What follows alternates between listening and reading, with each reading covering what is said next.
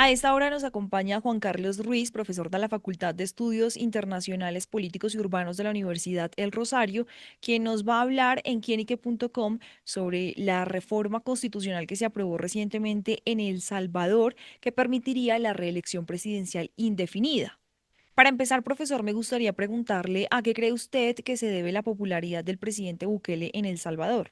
Pues indudablemente con la llegada de Bukele al poder hubo una disminución muy importante de homicidios y de actos delictivos en El Salvador. Su política antimaras y antipandillas ha resultado bastante efectiva y la reclusión en el SECOT de estos pandilleros pues ha llevado al desmantelamiento muy rápido y muy dramático de un poder criminal que había no solamente en El Salvador, sino en otros países centroamericanos. Y la política de mano dura de Bukele, pues ha hecho que de alguna manera El Salvador haya pasado de ser uno de los países más violentos del mundo a un país que en el contexto latinoamericano tiene cierta paz hoy en día. Entonces creo que sería el gran logro de David Bukele haber acabado por lo pronto con perdón, con las pandillas en su país. Teniendo en cuenta su respuesta, profesor, ¿cuáles cree usted que son los alcances de esta reelección indefinida en El Salvador? ¿Cuáles son los alcances de esta reelección indefinida en El Salvador? Bueno, El Salvador está recorriendo el camino que otros países en América Latina ya recorrieron, es decir, presidentes que fueron elegidos en su momento democráticamente, pero que van convirtiendo sus regímenes en regímenes autoritarios, sin democracia o con una pseudodemocracia, con una democracia maquillada.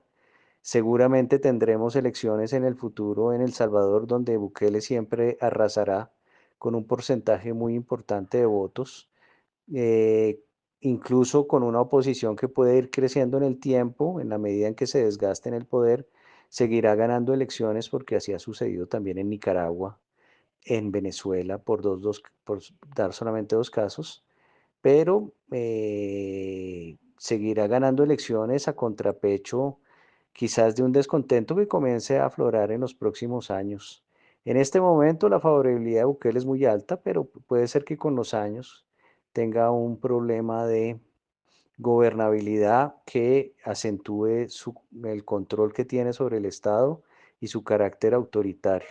Y en esa misma línea, ¿qué implicaciones tiene para el país esta decisión de la reelección indefinida?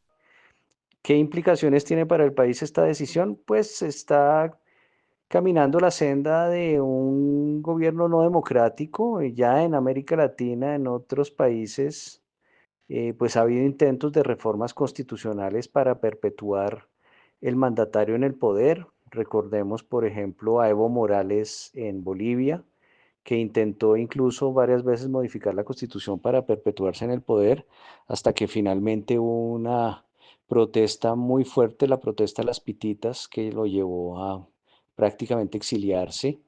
También sucedió en Nicaragua, en donde la oposición fue perseguida y la iglesia también y exiliada. En Venezuela, pues ya sabemos todo lo que sucedió durante el chavismo y el madurismo, en donde se han perpetuado en el poder los partidos chavistas y los movimientos chavistas, pero no es solamente en esos países. Fernando Enrique Cardoso fue el primero que comenzó con esta, llamémoslo, moda de perpetuarse en el poder con reformas constitucionales para permitir reelecciones en Brasil. También sucedió en Colombia con Álvaro Uribe Vélez y que aprovechó después Juan Manuel Santos con doble reelección, doble mandato cuando eso no existía en la Constitución. También sucedió en Argentina. Y bueno, es una nueva forma de la democracia latinoamericana en donde ya no hay dictaduras militares, pero sí hay gobiernos autoritarios poco democráticos o nada democráticos que intentan perpetuarse en el poder. Profesor Juan Carlos, ¿y esta decisión podría considerarse como constitucional? Sí, yo creo que se siguen las reglas y las normas constitucionales, precisamente como Bukele tiene el monopolio del cuerpo legislativo con muy poca oposición y que tiene también las cortes a su favor, pues la división de poderes pues no funciona y entonces él saca provecho de eso para hacer las enmiendas y las reformas que haya que hacer a la Constitución para poderse perpetuar en el poder. Eso no quiere decir que sea un régimen democrático, sencillamente está utilizando las herramientas que tiene y que ha cooptado para poder perpetuarse en el poder. Esta reforma ha tenido muchas críticas a nivel nacional, pero sobre todo a nivel internacional.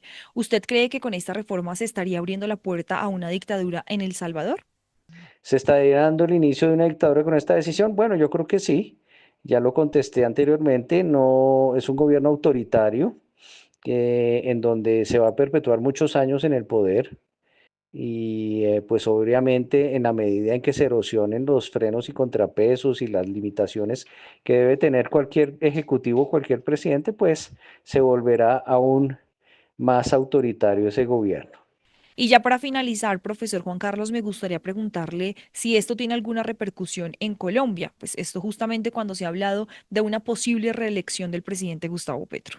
Sí, claro, puede haber réplicas aquí en Colombia, intentos por copiarnos. Será la primera vez que nuestra clase política trata de hacer lo que se hace en otros países. Especialmente, pues el poder tiene esa característica, ¿no? Es almibarado, entonces la gente que ha tenido poder, pues intenta seguir con el poder. Y los presidentes se rodean de gente que les dicen sí a todo, que los alaban y que les hacen creer que deberían permanecer en el poder, que sin ellos las cosas pueden cambiar para mal. Pues ya tenemos el ejemplo de Álvaro Uribe que hablaba de una hecatombe si él no tenía un tercer mandato. Y así puede pasar en Colombia con nuevos presidentes en el futuro o con el actual, aunque yo veo difícil por la institucionalidad existente y por la tradición democrática de Colombia que eso pueda darse. Pues a Juan Carlos Ruiz, profesor de la Universidad del Rosario, muchas gracias por acompañarnos aquí en quienique.com y darnos un panorama más amplio de esta, que sin duda es una noticia de impacto no solamente para El Salvador, sino también para Latinoamérica.